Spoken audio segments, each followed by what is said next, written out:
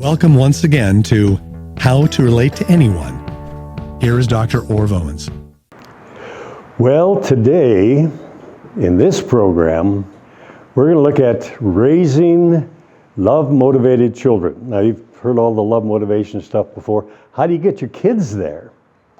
I've had parents call me. I've had parents email me. I've had a lot of contact over the years of people who've been through one of my seminars, and how do I get this stuff in my kid's head? Well, that's your responsibility. Hate to tell you that. It's a big responsibility. Probably the biggest responsibility in the world is raising children. My wife and I have raised 6. Yeah, that's why I got the wrinkles and the bald head and all those things come from being dad for 6 children. But I found if we can set structure from beginning through the teenage years and adjust the structure based upon their level of assuming responsibility,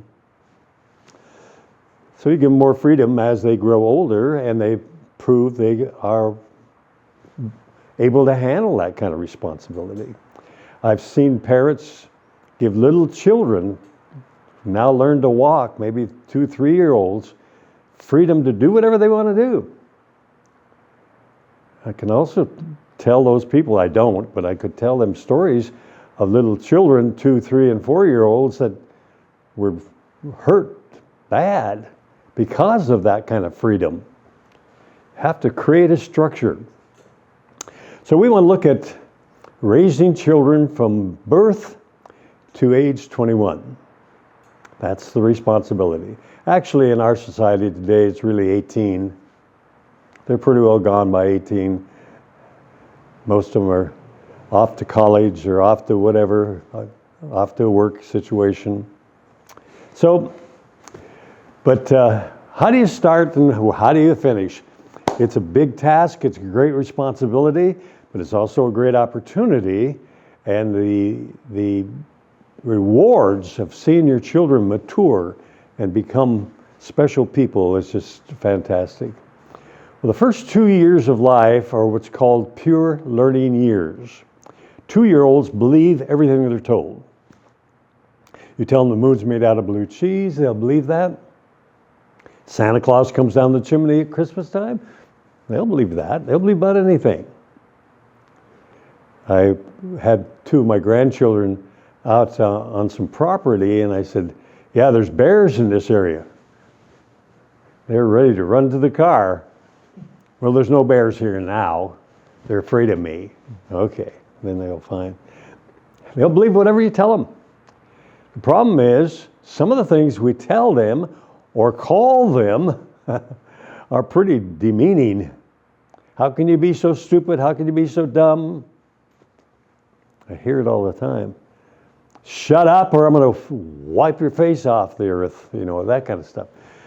I was in a restaurant, a fast food restaurant. Here was a family with a small baby and then a 2-year-old, 3-year-old, somewhere in that age bracket. And mom and dad were cooing with baby that's still in the baby chair and stuff on the table.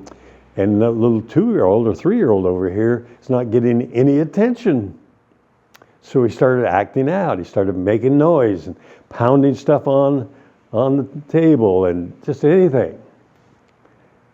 Saying words that weren't pleasant words. And they just ignored him. Just let him go. I felt like walking over and say, you need to give him a spanking.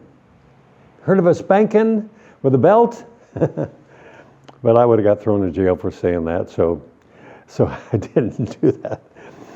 Well, the first 2 years of life are what we call pure learning years, and 2-year-olds believe whatever they're told, so it's a tremendous 2-year period to build high values, self-value, value of relationships, value of the home, value of the toys.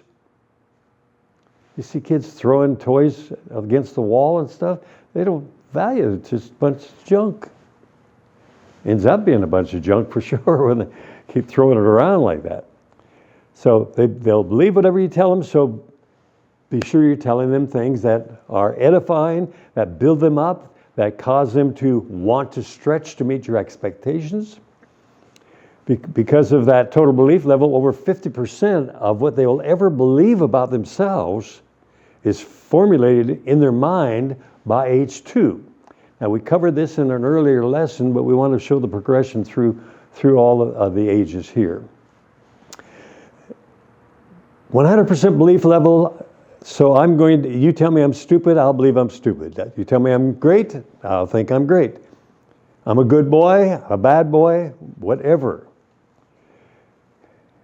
And if parents would listen to what they're saying to their children, they'd understand why the children are behaving the way they behave. It's your fault. You set the stage, you set the pattern, you create the value system in the child's mind of right behavior, right thinking, right relationships. Those are all things that are super important to plant in the mind of a child in the first 2 years of life. Well, they don't understand. Oh, but they do. Do you realize there are 2-year-olds today doing math equations, algebra equations? It's happening. They have such a pure learning experience happening in their first 2 years.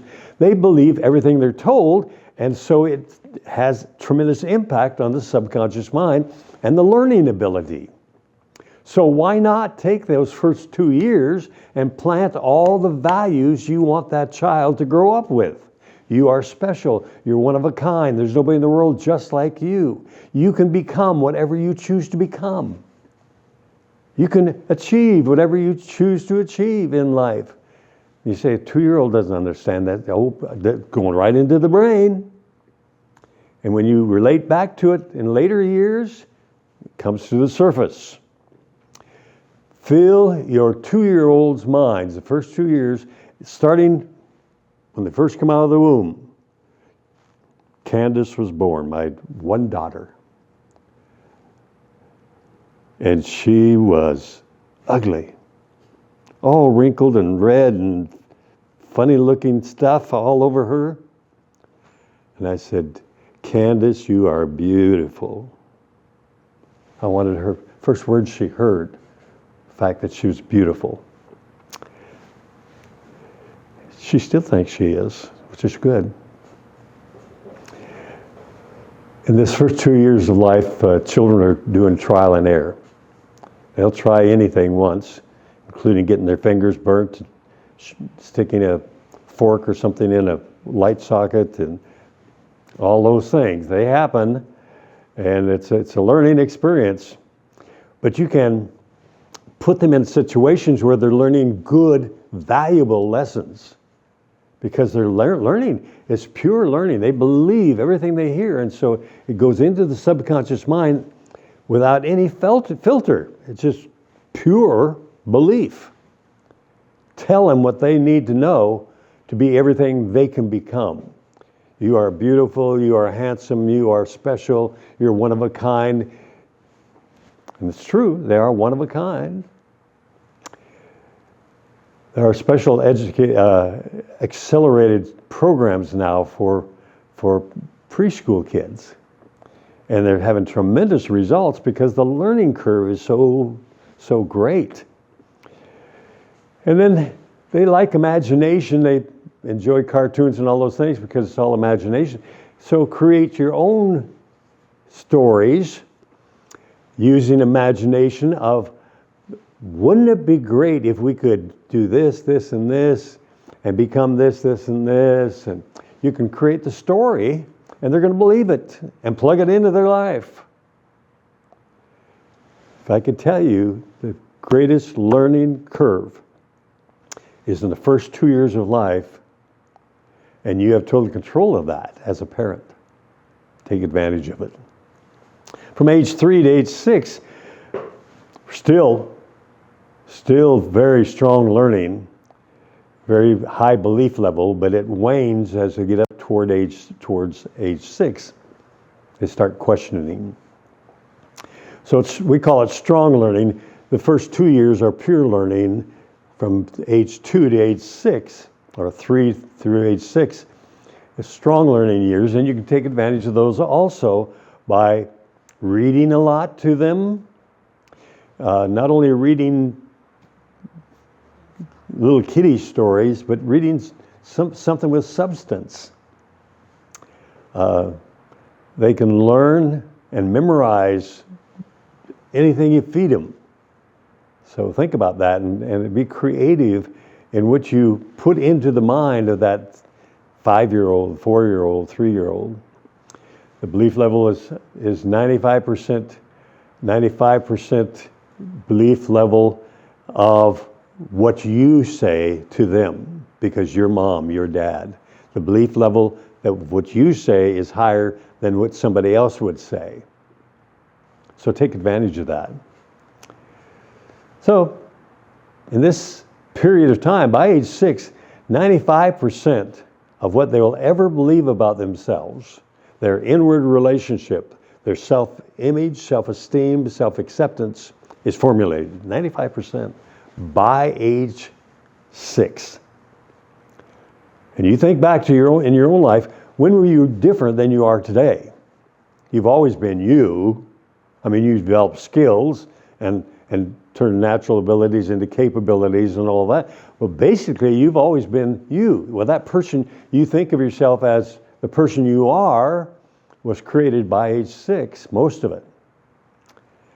So, in that age period, it's pretty important then that we keep reinforcing how special they are, how talented they are, how beautiful they are, how handsome they are, what a fun person they are to be around. As opposed to, don't you know kids are to be seen and not heard? That's what I heard when I was growing up. Well, I have to keep my mouth shut. They like to do trial and error in this age bracket. From age 3 to age 6, they're trying all the time. This is how they get hurt sometimes, because they try things that they shouldn't be trying, and it backfires on them. They'll challenge authority when they get to be about 5 and 6, especially now when they're starting school and they're learning how to question authority in our schools today. Sad, but it's happening. So they need structure, and structure is some walls that are walls in their minds of, this is as far as you can go this way. This is something we do not do. This is something we do sometimes, but not all the time, and this is something we do all the time. Set structure. Predictability brings sanity. Some children act like they're insane. They act like they don't know which way is up, and that's because there's no structure. Structure, important. And that structure then keeps them safe, but it also keeps them in a growth posture, personal development of their attitudes and their learning and physical abilities and capabilities. Well, when they reach age 7, it's a whole different ballgame. Now they question everything. Remember our 5 motivations, and the middle one was the appraiser. This is when children become appraisers, between 7 and age 12. But you said, and they hold you to it. Don't say anything you don't want to keep, because they're going to remember. They remember everything. They experiment with life at this age. There's a lot of experimenting going on, and I'll let your mind wander on that one, because some of it's good and some of it's really not too good.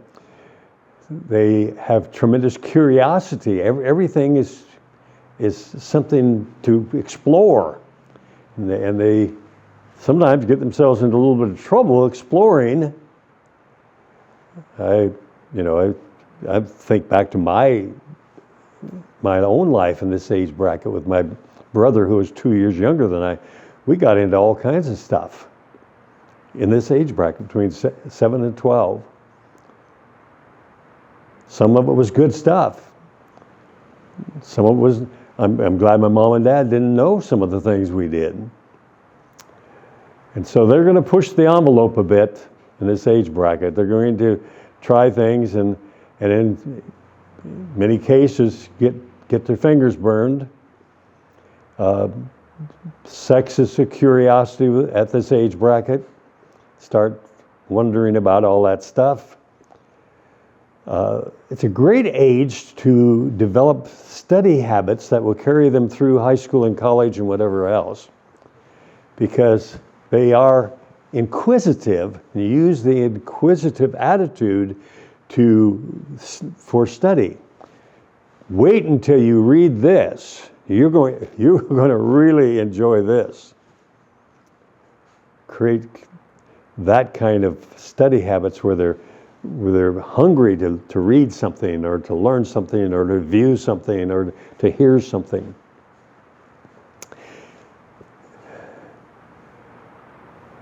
And now, as they move towards age 12 and moving toward the teenage years, all of a sudden things that become more important are life planning.